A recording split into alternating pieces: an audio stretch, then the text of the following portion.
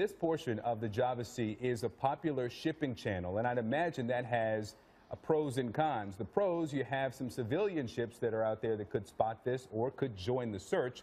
The cons, in the search for wreckage, there might be so much debris there that there might be a lot of false positives, a lot of false items identified. So help us understand what this search area looks like. Well, certainly the way that this is going to work, given that it is a heavily traveled shipping area and these are shallow waters, the visual search will, certainly by air, will happen at first light, as well as ships. They will be looking when the sun comes up visually on the surface for debris. They'll be using side scan sonar if they have that capability.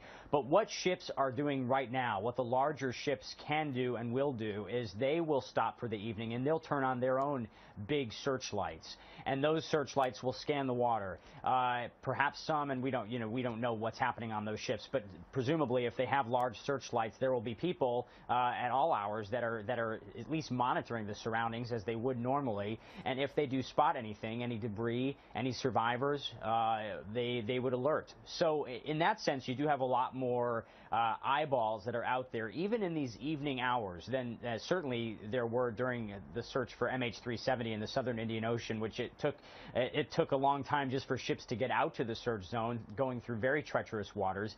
And while this is monsoon season, has been pointed out, and there were 3 storms converging on that area, it is still sailable and flyable. As Richard said, there are flights going through that area every day at all hours of the day.